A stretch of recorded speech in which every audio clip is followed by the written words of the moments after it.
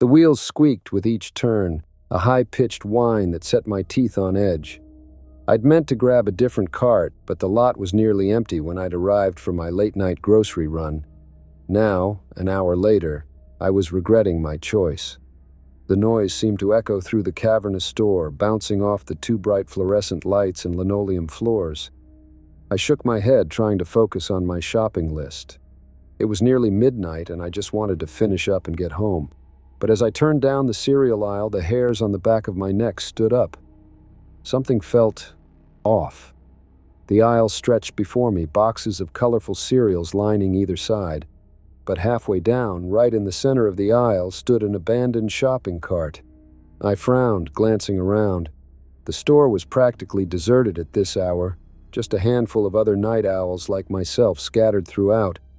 But there was no sign of this cart's owner. As I approached, I noticed the cart was full.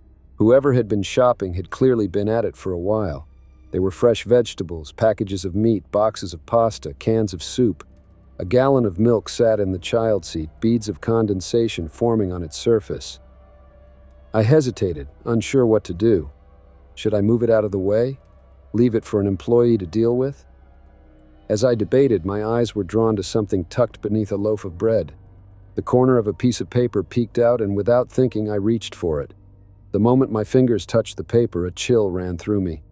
The air around me seemed to grow colder, and the fluorescent lights above flickered. I yanked my hand back, heart pounding. What was wrong with me? It was just a piece of paper in an abandoned cart, nothing to get worked up about. I took a deep breath, steeling myself. Then, moving quickly, I snatched the paper from the cart. It was a receipt, I realized. But as I unfolded it, my blood ran cold. At the top, in bold letters, was the date, July 15th, 1986. I blinked, certain I must be seeing things. But no, the date remained unchanged. How was this possible? This receipt was nearly 40 years old, yet here it was in a cart full of fresh groceries. My hands trembling, I scanned the items listed. Bread, milk, eggs, all things I could see in the cart before me. But as I reached the bottom, my heart nearly stopped.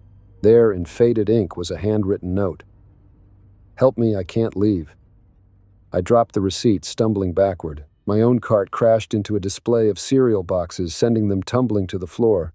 The noise was deafening in the quiet store, but I barely noticed. My eyes were fixed on the abandoned cart. For a moment, just a split second, I could have sworn I saw a hand, pale and translucent, reaching out from within the cart. Then it was gone, and I was left staring at nothing but groceries. I wanted to run. Every instinct in my body was screaming at me to get out of there, to leave my cart behind and never set foot in this Walmart again. But something held me in place, the plea for help on that receipt. I couldn't just walk away. Taking a deep breath, I stepped closer to the cart. "Hello?" I whispered, feeling foolish. "Is someone there?" Silence. The only sound was the low hum of the refrigerated cases lining the back wall of the store. I reached out, my hand hovering over the cart. The air felt thick, heavy with something. Anticipation? Fear? I couldn't quite place it. Just as my fingers were about to touch the handle, a voice behind me made me jump. "Can I help you with something, sir?" I whirled around to find a Walmart employee standing there. His name tag read Steve, and he looked to be in his early 60s. His eyes crinkled with concern as he took in my startled expression. I stammered, gesturing toward the abandoned cart. "I was just wondering about this. It seems to have been left here." Steve's expression changed, a flicker of something passing over his face. Was it recognition? Fear? Before I could be sure, his features smoothed back into a polite smile. "Oh, don't worry about that," he said, his tone light. "I'll take care of it. Why don't you finish up your shopping?" I hesitated, glancing back at the cart. "But the receipt. Did you see—" "It's late," Steve interrupted, his voice taking on an edge. "You should really finish up and head home. We'll be closing soon." Something in his tone made me pause. There was an urgency there, a warning. I looked at Steve more closely, taking in the lines etched deep in his face, the weariness in his eyes. How long had he worked here? Did he know something about this cart? "Steve," I said slowly, "how long have you worked at this Walmart?" He didn't answer right away. His eyes darted to the cart, then back to me. When he spoke, his voice was barely above a whisper, longer than I care to remember. A chill ran down my spine. Have you seen this cart before?" Steve's shoulders sagged as if a great weight had settled upon them. He glanced around, ensuring we were alone, then leaned in close. "It shows up sometimes," he murmured. "Always the same, always full, always with that damn receipt." My mind reeled. But how? Why? Steve shook his head. "I don't know, but I do know this. Nothing good comes from messing with it. Best to just leave it be." I wanted to argue, to demand more answers, but the look in Steve's eyes stopped me. There was a haunted quality there, a bone-deep weariness that spoke of years spent grappling with something beyond understanding. "What happens if we don't leave it alone?" I asked, my voice barely audible. Steve's gaze drifted to the cart, and for a moment I saw a flicker of something in its depths, a shape, indistinct but unmistakably human, shifting among the groceries. I blinked, and it was gone. "Bad things," Steve said simply. "Now please, finish your shopping and go home. Forget about this." With that, he turned and walked away, pushing the abandoned cart in front of him. I watched as he disappeared down the aisle, the squeaking of the wheels fading into silence. I stood there for a long moment, my own shopping forgotten. Part of me wanted to follow Steve, to demand more answers. But a larger part, the part that believed in self-preservation, knew he was right. Whatever was going on here, it was beyond my understanding. Shaking myself, I turned back to my own cart. The rest of my shopping passed in a blur. I moved through the aisles on autopilot, grabbing items without really seeing them. All I could think about was that cart, that receipt, and the plea for help written in faded ink. As I made my way to the checkout, a thought struck me. I approached the customer service desk, where a bored-looking teenager was scrolling on her phone. "Excuse me," I said, "I was wondering if you could tell me how long this store has been open." She looked up, clearly annoyed at being interrupted. I don't know. A long time, I guess. Why?" "Just curious," I said, trying to keep my voice casual. "Would you happen to know if it was open in, say, 1986? The girl rolled her eyes. "Dude, I wasn't even born then, but yeah, probably. This place is ancient. Anything else?" I shook my head, mumbling a thank you as I walked away. So the store had been here in 1986, the same year as that receipt. It couldn't be a coincidence. As I approached the checkout lanes, I saw Steve again. He was standing near the exit, his eyes scanning the store. When his gaze met mine, he gave a small, almost imperceptible shake of his head. The message was clear. Don't ask. Don't pursue this. I paid for my groceries and headed for the exit. As I passed Steve, he spoke without looking at me. "Be careful on your way home and maybe shop somewhere else for a while." I nodded, not trusting myself to speak. As I pushed through the automatic doors into the cool night air, I couldn't shake the feeling that I was leaving something unfinished, that somewhere in that vast store, someone or something was still waiting for help. The parking lot was nearly empty as I made my way to my car. As I loaded my groceries into the trunk, a movement caught my eye. There, at the far end of the lot, was a figure pushing a shopping cart. Even from this distance, I recognized Steve's slumped shoulders. I watched as he pushed the cart to the very edge of the lot, where the asphalt met a small wooded area. For a moment he stood there, head bowed. Then, with a sudden violent motion, he shoved the cart into the trees. I blinked, and both Steve and the cart were gone. The edge of the woods stood empty, as if nothing had ever been there. As I drove home, my mind raced with questions. What was the story behind that cart? Who had written that plea for help, and were they still somehow trapped? And what did Steve know that he wasn't telling? I knew one thing for certain. Despite Steve's warning, despite the chill of fear that still clung to me, I would be back. Whatever mystery lurked in the aisles of that Walmart, I was now a part of it. And somehow, someway, I would find answers. But as I pulled into my driveway, a new thought occurred to me. I rushed to the trunk, yanking it open and rifling through my grocery bags. My heart pounded as I realized the truth. In my distraction, in my haste to leave, I had forgotten to buy the one thing I'd originally come for. With a sigh of resignation, I closed the trunk. It seemed I would be returning to Walmart sooner than I'd thought, and as I glanced back down the street, I could have sworn I saw the ghostly outline of a shopping cart, its wheels squeaking softly in the night. The fluorescent light flickered once, twice, then buzzed to life, casting a harsh glow over my reflection. I sighed, tugging at the hem of the dress I'd grabbed off the clearance rack. It was exactly the kind of impulse purchase I'd promised myself I'd stop making, but here I was, standing in a Walmart fitting room at 9:45 p.m. on a Tuesday. I smoothed the fabric over my hips, frowning at my reflection. The dress wasn't terrible, but it wasn't great either. Just another piece of clothing that would probably end up shoved in the back of my closet, tags still attached. As I reached for the zipper, a soft thump from the fitting room next to mine made me pause. I hadn't realized anyone else was still shopping this late. The store had been practically deserted when I'd wandered in, killing time before meeting friends for a late dinner. I shrugged it off, returning my attention to the stubborn zipper. But then I heard it again, a muffled thump, followed by what sounded like a whisper. The hairs on the back of my neck stood up. "Hello," I called out, feeling a bit foolish. "Everything okay over there?" Silence. I shook my head, chuckling at my own jumpiness. It was probably just someone trying on clothes, same as me. Still, as I slipped the dress off and reached for my own shirt, I couldn't shake the feeling that something was off. The fitting room area was small, just 4 stalls arranged in a square. As I stepped out, smoothing my hair, I glanced at the stall next to mine. The door was closed, the occupied sign clearly visible.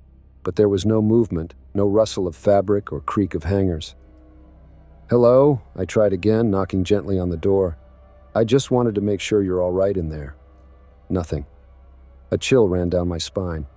I told myself I was being ridiculous, that there was a perfectly logical explanation. Maybe they'd stepped out for a moment. Maybe they were just really, really quiet. But as I stood there, staring at that closed door, a feeling of wrongness settled over me like a heavy blanket. The air felt thick, charged with something I couldn't quite name. I should have left then, should have hung the dress back on its rack and walked out of the store, forgetting all about this strange encounter. But curiosity, or maybe something else, kept me rooted to the spot. Slowly, hesitantly, I reached for the door handle. I knew I shouldn't, knew it was a violation of privacy, but I couldn't stop myself. My fingers closed around the cool metal, and I took a deep breath. The door swung open with a soft creak. The fitting room was empty. I blinked, certain I must be seeing things. But no, the small space was completely devoid of life. No clothes, no hangers, not even a stray price tag on the floor. It was as if no one had been in there at all, but that was impossible. I'd heard the noises clear as day, and the occupied sign had been... I turned, looking at the door. My breath caught in my throat.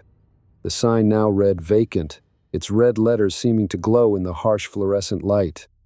"What the hell?" I muttered, backing away. My heart was pounding now, a steady drum in my chest. This wasn't right, none of this was right. As I retreated, my back hit something solid. I yelped, spinning around to find myself face to face with an elderly woman. She wore a blue Walmart vest, her name tag reading Dorothy. "Oh," I gasped, hand flying to my chest. "I'm so sorry, I didn't see you there." Dorothy's eyes crinkled at the corners as she smiled, but there was something off about the expression. It didn't quite reach her eyes, which remained flat and oddly vacant. "Can I help you find anything, dear?" she asked, her voice raspier than I'd expected. I hesitated, glancing back at the empty fitting room. I thought I heard someone in there," I said, gesturing vaguely. But when I looked, it was empty. Dorothy's smile never wavered, but I could have sworn I saw a flicker of... something pass behind her eyes. Fear? Recognition? Before I could be sure, it was gone. "Oh, these old fitting rooms can play tricks on you," she said, her tone light. "Especially this time of night. Why don't you go ahead and finish up your shopping? We'll be closing soon." There was an edge to her voice, a hint of urgency that set me on edge. I opened my mouth to ask another question, but Dorothy was already turning away, her movements stiff and jerky. "Wait," I called after her. "Has anything strange ever happened in these fitting rooms?" Dorothy froze, her back to me. For a long moment, she said nothing. When she finally spoke, her voice was barely above a whisper. "It's best not to ask questions you don't want answers to, dear." With that, she shuffled away, disappearing around a rack of discount t-shirts. I stood there, rooted to the spot, a chill creeping up my spine. I should have left then, should have listened to the voice in my head screaming at me to get out, to forget this whole bizarre encounter. But something kept me there, a morbid curiosity I couldn't shake. Slowly, I turned back to the fitting room. The door stood open, revealing the empty space within. But as I watched, the air inside seemed to shimmer like heat rising off hot pavement. Without thinking, I took a step forward, then another.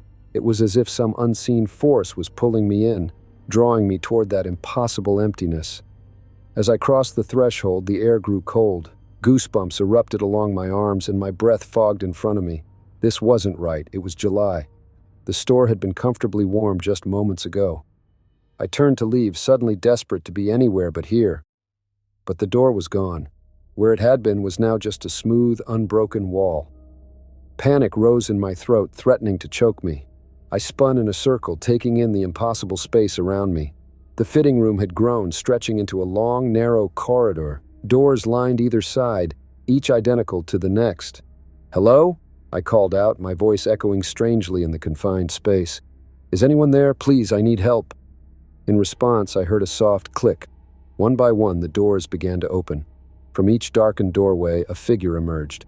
They were hazy at first, like heat mirages, but as they stepped into the corridor, they solidified. Men, women, children, dozens of them, all wearing clothes from different eras. A woman in a poodle skirt, a man in bell-bottoms and a paisley shirt, a little girl in a 90s windbreaker. They moved toward me slowly, their faces blank and eyes unfocused. As they drew closer, I could see that they weren't quite solid. Light passed through them, and their edges seemed to blur and shift. I backed away, my heart pounding so hard I thought it might burst from my chest. "Who are you?" I whispered, though I feared I already knew the answer. The woman in the poodle skirt spoke, her voice echoing as if from a great distance. "We are the forgotten," she said. "The lost, the ones who entered but never left." "What do you mean?" I asked, though part of me didn't want to know. "How can you be stuck here?" A man in a 1970s leisure suit stepped forward. "Time moves differently here," he explained, his voice hollow. "We came to try on new lives, new identities, but the mirror showed us something else, something we weren't ready to see. And now we're trapped," the little girl in the windbreaker added, "caught between what was and what could have been." I shook my head, unable to process what I was hearing. This couldn't be real. It had to be a dream, a hallucination. Maybe I'd hit my head or... "You have a choice," the poodle skirt woman said, interrupting my thoughts. "You can join us, become one with the in-between, or you can leave, but if you go, you must help us." "Help you how?" I asked, my voice trembling. "Remember us," the leisure suit man said. "Tell our story. Make sure no one else gets trapped here." I nodded, not trusting myself to speak. The figures parted, revealing a door at the end of the corridor. It looked exactly like the fitting room door I'd entered through. As I walked toward it, the ghostly figures whispered around me. Names, dates, fragments of lives left unfinished. I tried to commit them all to memory, knowing I could never forget this moment, even if I wanted to. With a shaking hand, I reached for the door handle. As my fingers closed around it, I heard Dorothy's voice one last time. "Remember, dear, some questions are better left unasked." I yanked the door open and stumbled through, gasping as if I'd been underwater. I found myself back in the Walmart fitting room area, everything exactly as it had been. The harsh fluorescent lights buzzed overhead, and somewhere in the distance I could hear the beep of a checkout scanner. Dorothy stood a few feet away, that same unsettling smile on her face. "Did you find everything all right, dear?" she asked, as if nothing had happened. I opened my mouth, then closed it again. What could I possibly say? Instead, I just nodded, gathering my things with shaking hands. As I hurried toward the exit, Dorothy called after me, "Come back and see us again soon." I didn't look back, didn't stop until I was in my car, doors locked and engine running. Only then did I let out the sob that had been building in my chest. I don't know how long I sat there, trying to make sense of what had happened.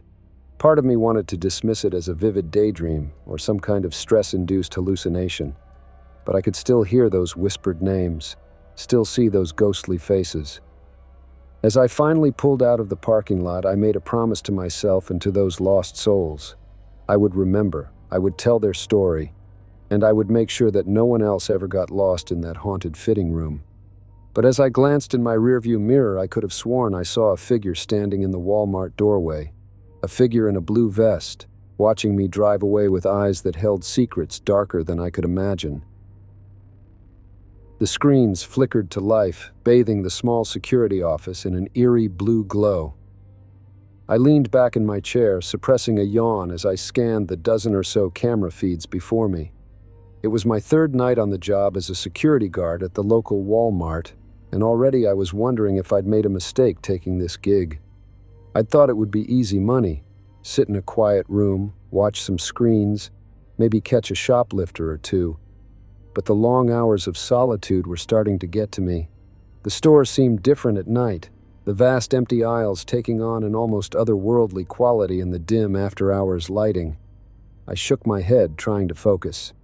It was barely midnight and I had a long shift ahead of me. I began my usual routine, cycling through the cameras one by one. Produce section clear, electronics all quiet. Toy department nothing but rows of silent dolls and action figures. As I flipped to the camera overlooking the back stockroom, something caught my eye. A flicker of movement there and gone so quickly I almost missed it. I leaned forward, squinting at the screen.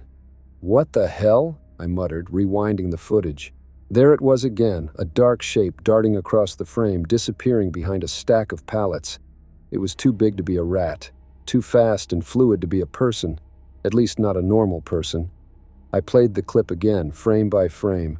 The shape was blurry, indistinct, but there was something undeniably wrong about it. Its proportions seemed off, its movements too jerky and unnatural. A chill ran down my spine as I remembered the warning the previous night guard had given me on my first day. "Watch out for the shadow," he'd said, his eyes darting nervously around the office. "It only comes out at night and it's never on the same camera twice." I'd laughed it off at the time, assuming it was just some kind of hazing ritual for the new guy. But now, staring at that blurry shape on the screen, I wasn't so sure. I grabbed the walkie-talkie clipped to my belt. "Hey, Jerry," I called, trying to keep the tremor out of my voice.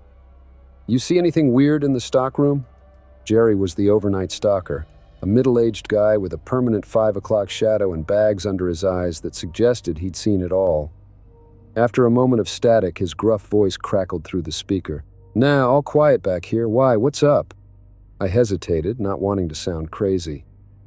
"Probably nothing," I said finally. "Just thought I saw something on the camera. Must be my eyes playing tricks on me." "Wouldn't be the first time," Jerry chuckled. "This place gets weird at night. You'll get used to it." I wasn't so sure about that, but I thanked him and signed off. Turning back to the monitors, I cycled through the cameras again, this time paying closer attention to every shadow, every dark corner. For the next hour, nothing happened. I was just starting to relax, convincing myself that I'd imagined the whole thing when I saw it again. This time it was in the garden center, a dark shape slithering between rows of potted plants. I froze, my hand hovering over the radio. Should I call Jerry again? Should I go investigate myself? Before I could decide, the shape vanished. I rewound the footage, watching it over and over. Each time, my unease grew. There was something profoundly wrong about the way it moved, the way it seemed to bend and twist in impossible ways. I was so focused on the garden center feed that I almost missed the movement on another screen. My head snapped up just in time to see a shadow dart across the camera in the shoe department. It was faster this time, more confident, as if it knew I was watching. My heart was pounding now, a cold sweat breaking out on my forehead. This couldn't be happening. It had to be some kind of prank, right? Maybe Jerry and the other employees were hazing the new guy, trying to scare me with some elaborate setup. But deep down, I knew that wasn't true. The fear I felt was too real, too primal to be caused by a simple prank. I grabbed my flashlight and stood up, my legs shaky. Part of me screamed to stay in the office, to lock the door and wait for dawn. But I knew I couldn't do that. It was my job to investigate anything suspicious, no matter how terrifying. The store was eerily quiet as I made my way down the main aisle. The only sound was the low hum of the refrigerators in the grocery section and the occasional pop and flicker of the fluorescent lights overhead. I swept my flashlight back and forth, its beam cutting through the darkness like a knife. As I approached the shoe department, I heard something, a soft scraping sound like claws on linoleum. I swung my flashlight toward the noise, my hand shaking so badly the beam danced wildly across the shelves. "Hello," I called out, immediately regretting it. My voice sounded small and scared in the vast emptiness of the store. "Is anyone there?" Silence. Then just as I was about to turn back, I heard it again. Closer this time. Much closer. I spun around, the flashlight beam illuminating a pair of red eyes floating in the darkness between two shelves. They blinked once, and then the shadow lunged. I stumbled backward, a scream catching in my throat. The shadow moved like smoke, fluid and insubstantial, yet undeniably there. It swirled around me, tendrils of darkness reaching out as if trying to grab me. I ran. Blind panic took over, and I sprinted down the aisle, knocking over displays and sending merchandise scattering across the floor. I could hear it behind me, a rushing sound like wind through dead leaves. I burst through the doors to the stockroom, gasping for breath. "Jerry!" I yelled, my voice echoing off the high ceiling. "Jerry, where are you?" But there was no answer. The stockroom was empty, the only sound the pounding of my own heart. I turned, intending to make a break for the exit, but froze. There, blocking my path, was the shadow. It had taken on a vaguely humanoid shape now, but there was nothing human about it. It was darkness given form, a void that seemed to suck in all light around it. As I watched, paralyzed with fear, it began to change. The darkness shifted and swirled, and suddenly I was looking at myself, a perfect silhouette mirroring my stance. What are you?" I whispered, my voice barely audible. The shadow me tilted its head, an eerily familiar gesture. When it spoke, its voice was like rustling paper, dry and ancient. "We are the forgotten," it said. "The lost, the ones who came to this place of endless consumption and never left." I shook my head, unable to process what I was hearing. "I don't understand." The shadow rippled, its form changing again. Now it was an elderly woman, her outline wavering like smoke. "We were shoppers once," it continued, "but we stayed too long, bought too much. We lost ourselves in these aisles, in the endless cycle of want and purchase. It changed again, becoming a child, then a man, then something not quite human. And now we are this," it said, "shadows of what we once were, trapped between the shelves, always searching, never finding." I backed away, my back hitting a stack of boxes. "Why are you showing me this?" I asked, my voice trembling. The shadow moved closer, its form shifting rapidly now, cycling through dozens of shapes in the blink of an eye. "Because you saw us," it whispered. "You noticed us, and now you have a choice." "A choice?" "Join us," the shadow said, reaching out a tendril of darkness. "Become one with the forgotten, or leave this place and never return. But if you go, you must remember us. Tell our story, warn others of the danger that lurks in these fluorescent-lit halls." I closed my eyes, my mind reeling. This couldn't be real. It had to be a dream, a hallucination brought on by too many hours staring at security monitors. But when I opened my eyes, the shadow was still there, waiting. In that moment, I made my choice. I ran, past the shadow, through the stockroom doors, down the endless aisles. I didn't stop until I burst out of the store's main entrance, gasping in the cool night air. As I stood there, bent over with my hands on my knees, I looked back at the store. Through the glass doors, I could see a shape moving in the darkness. Just for a moment, it took on a familiar form, me, standing in my security guard uniform, watching myself with glowing red eyes. Then it was gone, melting back into the shadows of the store. I never went back to that Walmart. I quit my job the next day, ignoring the confused looks and questions from my boss. How could I explain what I'd seen, what I'd experienced? They'd think I was crazy. But I kept my promise to the shadow. I tell this story as a warning. To anyone who's ever felt lost in a store, who's ever bought something they didn't need just to fill some unnamed void. Be careful, watch the shadows. And remember, in places of endless consumption, it's all too easy to lose yourself. And sometimes what's lost can never be found again. The harsh fluorescent lights buzzed overhead, casting an unnatural glow across the empty aisles. I stifled a yawn, glancing at my watch for what felt like the 100th time. 2:57 a.m. Just 3 more hours until my shift ended and I could escape this liminal space masquerading as a Walmart. I'd taken the overnight stalker job out of desperation, needing something, anything to pay the bills while I figured out my next move. But after 2 weeks of these graveyard shifts, I was starting to wonder if the paycheck was worth the toll on my sanity. The store felt different at night. Bigger somehow, the shadows deeper, the silence more oppressive. Every noise echoed, amplified by the vastness of the empty space. More than once, I'd caught myself jumping at the sound of my own cartwheels squeaking against the linoleum. I shook my head, trying to focus on the task at hand. I still had half a pallet of cereal boxes to unload, and at the rate I was going, I'd be lucky to finish before sunrise. Gripping the box cutter in my hand, I sliced open another case of Frosted Flakes. That's when I heard it. A soft, high-pitched giggle, barely audible over the hum of the refrigerators. I froze, the hair on the back of my neck standing up. It had come from somewhere behind me, in the direction of the toy department. "Hello?" I called out, my voice sounding small and uncertain in the cavernous store.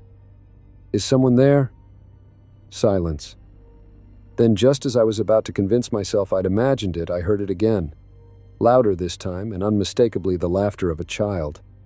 My heart began to race. Children weren't allowed in the store after hours, and besides, what kid would be here at 3 a.m.?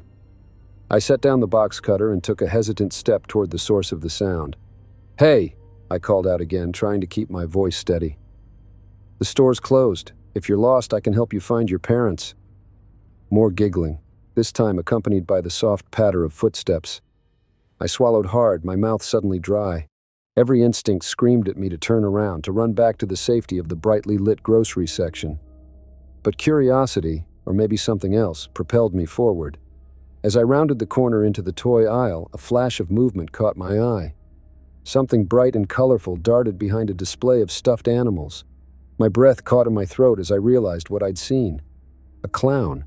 Not a person in a clown costume, but something else. Its movements had been too fluid, too unnatural. And its face, in the split second I'd glimpsed it, had been fixed in a rictus grin that was more grotesque than comical. I backed away slowly, my heart pounding so hard I could feel it in my throat. This had to be a prank, right?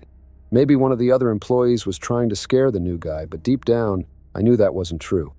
The fear I felt was too primal, too visceral to be caused by a simple joke. As I retreated, my back hit something solid. I spun around, a scream building in my chest, only to find myself face to face with a life-sized cardboard cutout of Ronald McDonald. His painted-on smile seemed to mock me, his dead eyes staring into mine. That's when the laughter started again.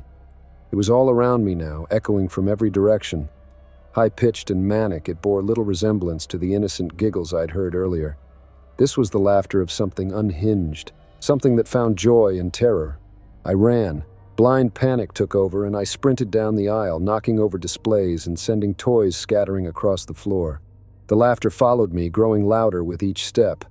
I could hear the patter of footsteps behind me, too fast and too numerous to belong to a single pursuer. I burst out of the toy department, gasping for breath. The store stretched out before me, a maze of aisles and shelves that suddenly seemed unfamiliar. Which way to the exit? In my panic, I couldn't remember. A flash of red and white to my left made me stumble. There, peeking out from behind a clothing rack, was the clown. Its face was chalk white, its nose a garish red bulb. But its eyes were black voids, empty and hungry. It grinned at me, revealing rows of sharp, needle-like teeth. Then it began to move, its body contorting in impossible ways as it flowed between the racks of clothes. I ran again, this time toward the back of the store. Maybe I could lose it in the stockroom, find a place to hide until this nightmare ended. But as I reached the swinging doors, I skidded to a halt. There, blocking my path, was another clown, and another, and another. They emerged from the shadows, from behind shelves, even dropping down from the ceiling. Each one was slightly different, some tall and spindly, others short and round, but all shared the same horrifying features: bone-white skin, razor-sharp teeth, and those empty black eyes. They moved toward me slowly, their grins widening impossibly. The air filled with the sound of their laughter, a cacophony of madness that threatened to overwhelm me. I backed away, my eyes darting frantically for an escape route. That's when I saw it. The garden center. The large rolling gate was partially open, offering a glimpse of the parking lot beyond. If I could just reach it. I feinted to the left, then dove right, rolling under a display table. The clowns shrieked in anger, their laughter turning to howls of rage. I scrambled to my feet and ran faster than I'd ever run in my life. Something grabbed at my ankle, nearly sending me sprawling. I kicked out blindly, feeling my foot connect with something solid. There was a yelp of pain, and then I was free again, sprinting toward the garden center. I could see freedom just ahead, the cool night air beckoning. But the gate was closing, the metal bars inching downward with agonizing slowness. I pushed myself harder, my lungs burning, my muscles screaming in protest. Behind me, I could hear the clowns gaining ground. Their howls echoed off the high ceiling, the sound of dozens, maybe hundreds of inhuman voices unified in their hunger.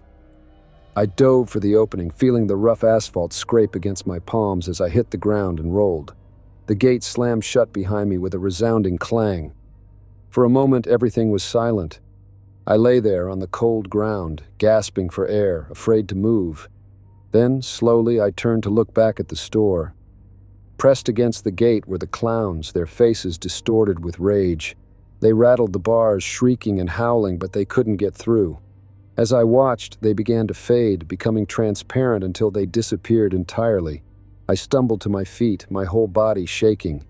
The parking lot was empty, the pre-dawn sky just beginning to lighten in the east. Had anyone else seen what had happened? Would anyone believe me if I told them? As if in answer to my unspoken questions, I heard the sound of a car engine. A beat-up pickup truck pulled into the lot, parking near the garden center. The driver's side door opened, and out stepped Earl, the morning shift manager. He took one look at me, disheveled, wide-eyed, and probably looking half mad, and sighed. "Let me guess," he said, his voice gruff but not unkind. "You saw them too, huh?" I nodded, unable to form words. Earl shook his head, fishing a pack of cigarettes from his pocket. "Happens sometimes," he said, lighting up. "Usually to the new guys, something about this place at night. It ain't natural." "What?" I finally managed to croak out, my voice hoarse from screaming. "What were they?" Earl took a long drag on his cigarette, his eyes distant. "Don't rightly know," he said after a moment. "Some say they're the spirits of all the broken dreams this place represents. Others think they're something older. Something that was here long before this store was built. Me, I try not to think about it too much." He looked at me, his expression softening slightly. "Look, kid, you got two choices here. You can quit. No one would blame you. Or you can come back tomorrow night knowing what's out there and face it head on. Either way, what happens in here after midnight, it stays here, understand?" I nodded slowly, my mind reeling. Part of me wanted to run, to never set foot in this cursed place again. But another part was curious. Terrified, yes, but curious. As the sun began to rise, painting the sky in shades of pink and gold, I made my decision. I'd be back tonight, and this time I'd be ready. Earl must have seen something in my face because he nodded approvingly. "All right then," he said, clapping me on the shoulder. "Let's get you cleaned up and clock you out. And kid, welcome to the night shift. It only gets weirder from here." As we walked back into the store, now eerily normal in the early morning light, I couldn't shake the feeling that I'd crossed some kind of threshold. The world I'd known yesterday no longer existed. In its place was something darker, stranger, and infinitely more terrifying, but also, just maybe, more alive than anything I'd ever experienced before. I glanced back one last time before the doors closed behind us. For just a second, I could have sworn I saw a flash of white face paint and a red nose peeking out from behind a parked car. Then it was gone, leaving me to wonder if the night's horrors were truly over, or if they were just beginning. The wheels squeaked with each turn, a high-pitched whine that set my teeth on edge. I'd meant to grab a different cart, but the lot was nearly empty when I'd arrived from my late-night grocery run. Now, an hour later, I was regretting my choice. The noise seemed to echo through the cavernous store, bouncing off the two bright fluorescent lights and linoleum floors. I shook my head, trying to focus on my shopping list. It was nearly midnight, and I just wanted to finish up and get home. But as I turned down the cereal aisle, the hairs on the back of my neck stood up. Something felt off. The cart jerked suddenly, nearly pulling out of my grasp. I frowned, tightening my grip on the handle. Must have hit a snag in the floor, but as I started forward again, the cart resisted as if it had a mind of its own. "What the hell?" I muttered, giving it a firm tug. For a moment it moved normally, then without warning it shot forward, narrowly missing a display of Cheerios. I stumbled, barely keeping my footing as the cart picked up speed. It careened down the aisle, my few items rattling inside. I ran after it, my heart pounding. This couldn't be happening. Carts didn't just move on their own. At the end of the aisle, the cart made a sharp right turn, its wheels screeching against the linoleum. I skidded around the corner, nearly colliding with a stack of paper towels. The cart was already halfway down the next aisle, showing no signs of slowing. "Hey!" I shouted, not sure if I was addressing the cart or hoping to attract the attention of an employee. "Stop!" To my shock, the cart did stop. It froze in place so suddenly that the items inside, a carton of milk, a loaf of bread, and a bag of apples, toppled out onto the floor. I approached cautiously, my breath coming in short gasps. As I reached for the handle, the cart shuddered. A low metallic groan emanated from it like the creaking of old pipes. Then slowly it began to turn. Not its wheels, but the entire cart pivoting on its axis to face me. I backed away, my mouth dry. This wasn't possible. I had to be dreaming, or maybe I'd fallen asleep at the wheel on the drive here, and this was some kind of stress-induced hallucination. The cart lurched forward, its movements jerky and unnatural.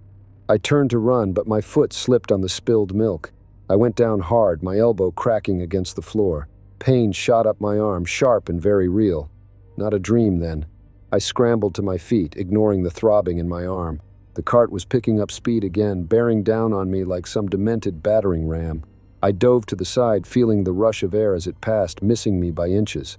"What do you want?" I yelled, my voice cracking with fear and disbelief. The cart stopped again, quivering slightly as if considering my question. Then, to my horror, words began to appear on its side. Not written, but forming as if an invisible hand was pressing them into the metal. "Feed me," the cart spelled out. I blinked, certain I must be seeing things, but the words remained stark and impossible against the cart's shiny surface. "Feed you?" I repeated, feeling ridiculous even as terror coursed through me. "Feed you what?" The cart shuddered, the words fading away to be replaced by new ones. "Everything." A hysterical laugh bubbled up in my throat. This was insane. I was talking to a shopping cart that wanted to be fed. I pinched myself hard, wincing at the pain. Still here. Still happening. "Look," I said, trying to keep my voice steady. "I don't know what's going on here, but I can't just—" I was cut off as the cart charged at me again. This time I wasn't fast enough. It caught me in the legs, sending me sprawling into its basket. Before I could react, it was moving again, racing through the store at impossible speeds.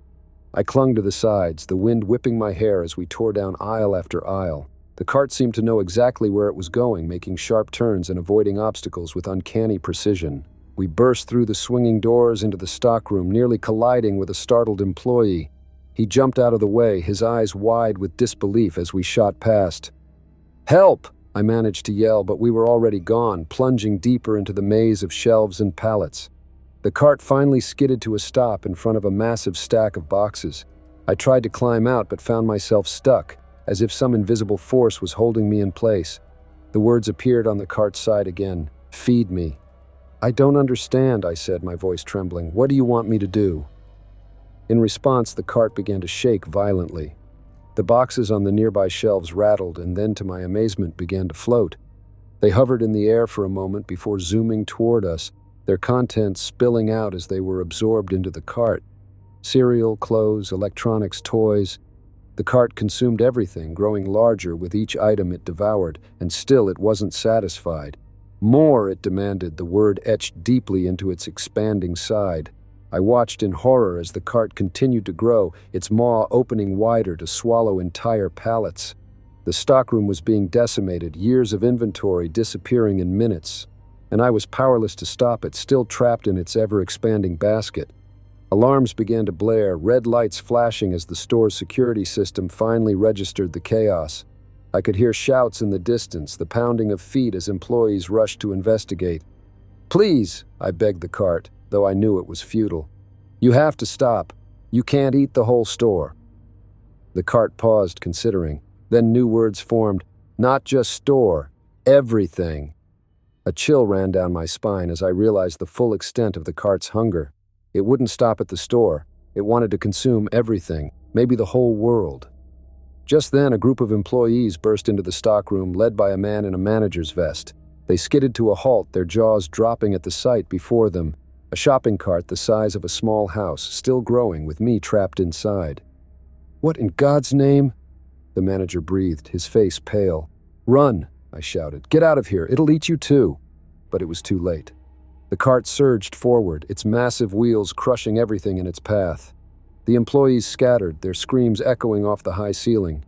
I watched helplessly as one man was scooped up, disappearing into the writhing mass of merchandise that filled the cart's basket.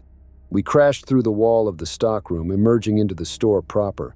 Customers who had been unaware of the chaos in the back began to scream and run. The cart picked up speed, barreling down the main aisle and consuming everything in its path. Shelves toppled, their contents flying through the air to be swallowed by the insatiable cart. The ceiling groaned as we grew too large for the building, tiles cracking and falling away. As we burst through the front of the store, the cool night air hit my face.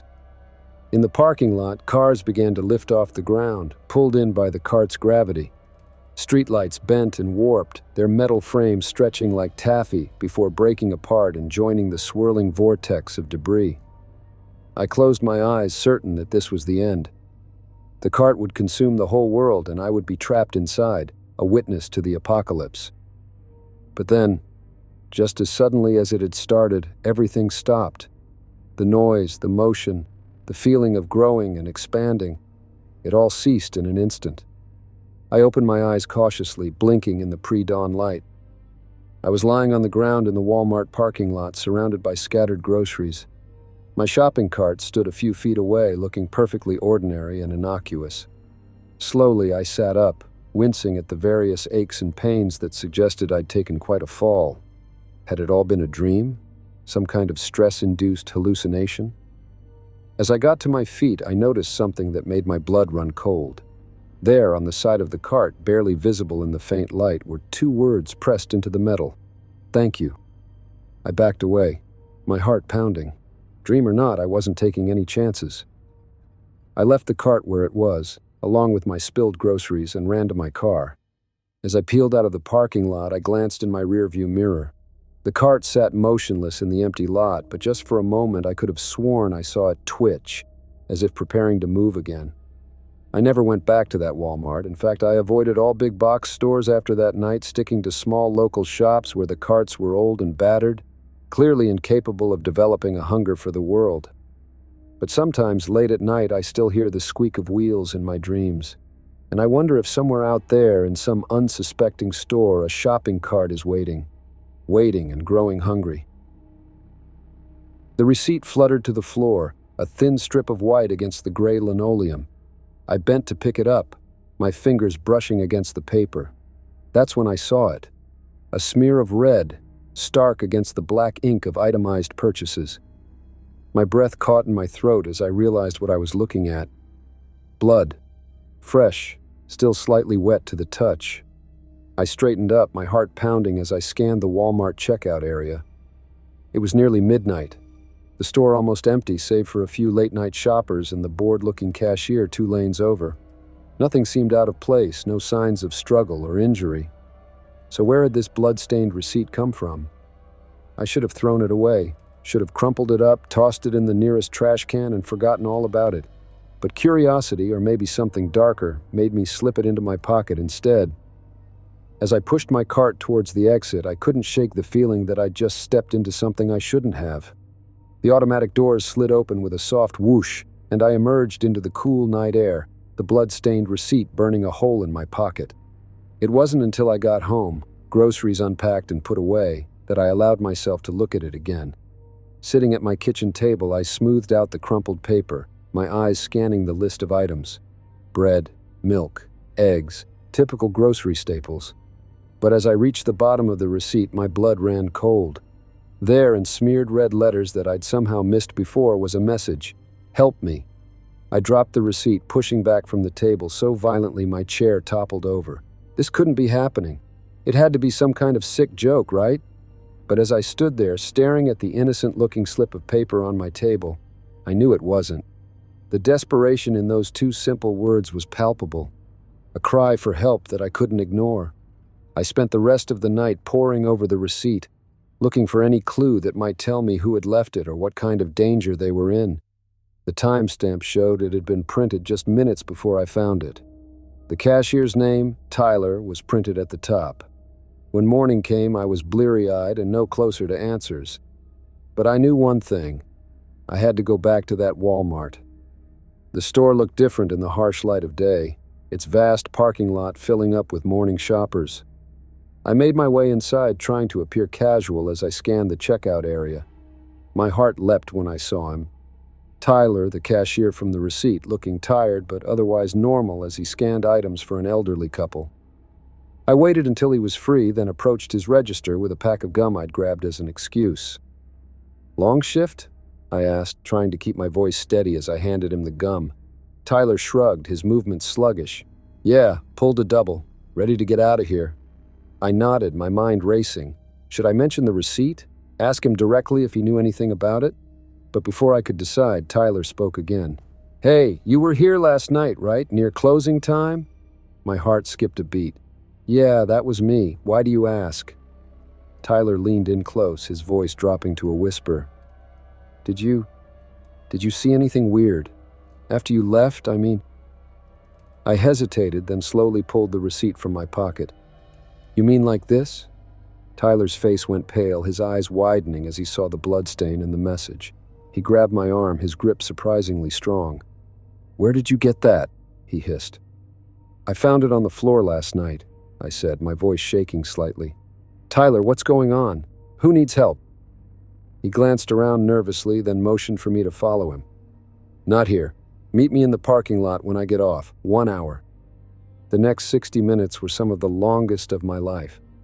I wandered the store aimlessly, jumping at every unexpected noise, convinced that at any moment someone or something would confront me about the receipt. Finally, I saw Tyler emerge from the employee entrance, his Walmart vest stuffed hastily into a backpack. He spotted me and hurried over, his face tight with worry. "Get in your car," he said without preamble. "We can't talk here." We drove in tense silence, Tyler directing me to a small park on the outskirts of town. As we sat on a bench overlooking a deserted playground, he finally began to speak. "It started about a month ago," he said, his voice low. "I was working the night shift, same as usual, but things were different. Wrong." He described how items would move on their own when no one was looking, how he'd hear whispers coming from empty aisles, and how, most terrifyingly, he'd sometimes catch glimpses of people. Customers, employees who he knew for a fact hadn't been in the store moments before. "At first I thought I was going crazy," Tyler said, running a hand through his hair. "Too many late nights, too much caffeine, but then others started noticing too, and people started disappearing." My blood ran cold. "Disappearing? What do you mean?" Tyler's eyes met mine, filled with a mixture of fear and desperation. "I mean, 1 minute they're there, shopping or working their shift, and the next, gone, without a trace, and nobody seems to remember them except me." He pulled out his phone, showing me a series of photos. They were all of Walmart employees, smiling in their blue vests. But in each photo, one person was circled in red. "These are all the people I've seen vanish," Tyler said. "I've tried telling management, the police, anyone who'll listen, but they all act like I'm crazy, like these people never existed." I stared at the photos, a chill running down my spine. But the receipt, the cry for help. Tyler nodded grimly. "That was new.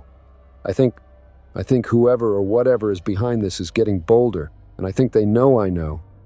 As if on cue, Tyler's phone buzzed. He looked at it, his face draining of color. "It's work," he said. "They're calling me in for an unscheduled shift, right now." I grabbed his arm as he stood up. "You can't go back there," I said. "It's not safe." But Tyler shook his head, a look of grim determination on his face. "I have to.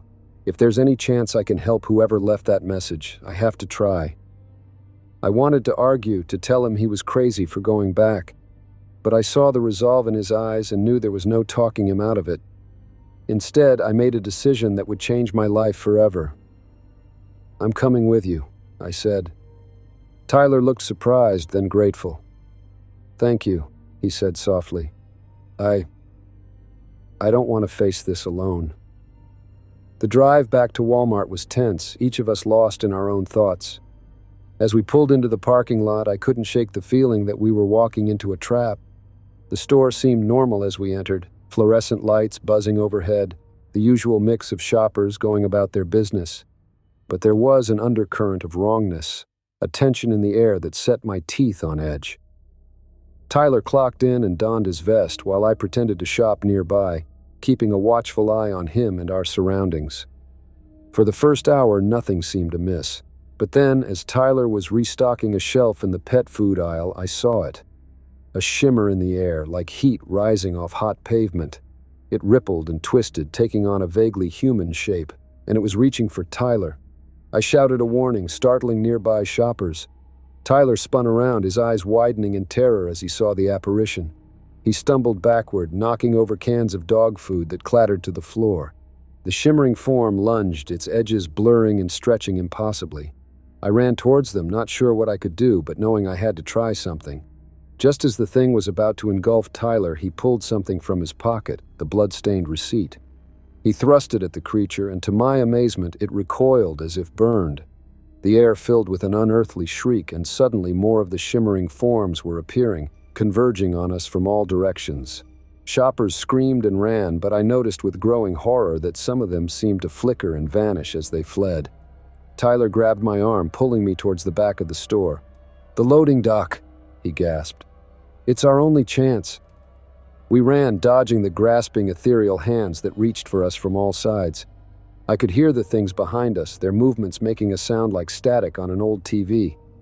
We burst through the doors into the storage area, rows of pallets and boxes looming around us. The loading dock was just ahead, its large metal door our beacon of hope. But as we reached it, our hearts sank. The door was locked, a heavy chain and padlock securing it shut. "No, no, no," Tyler moaned, rattling the chain uselessly. I turned, seeing the shimmering forms oozing through the cracks around the door we'd come through. In moments, they'd be upon us. That's when I saw it, a fire axe mounted on the wall nearby. Without thinking, I grabbed it and swung with all my might at the padlock. Once, twice, 3 times I struck, each impact sending jarring vibrations up my arms. On the 4th blow, the lock shattered. Tyler wrenched the chain free and heaved the door open. Cool night air rushed in and we tumbled out into the alley behind the store. We ran without looking back, not stopping until we'd put several blocks between us and the Walmart.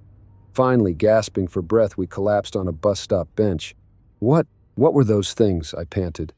Tyler shook his head, his face pale and drawn. "I don't know, but I think they're what's been making people disappear. Stealing them somehow?" I shuddered, remembering the way some of the shoppers had flickered and vanished. "What do we do now?" Tyler was quiet for a long moment. Then he turned to me, his eyes filled with a mixture of fear and determination. "We find help," he said. "Real help, and we stop this, whatever it takes." As we sat there, the events of the night replaying in my mind, I knew my life would never be the same. I'd glimpsed something impossible, something terrifying. But I'd also found an ally in Tyler, someone else who knew the truth. Together we would unravel this mystery. We would find out what was happening in that Walmart, and we would put a stop to it. But as I fingered the torn, blood-stained receipt in my pocket, I couldn't shake the feeling that this was only the beginning. That somewhere out there in the flickering, fluorescent aisles of an ordinary-looking Walmart, something dark and hungry was waiting. And it knew we were coming.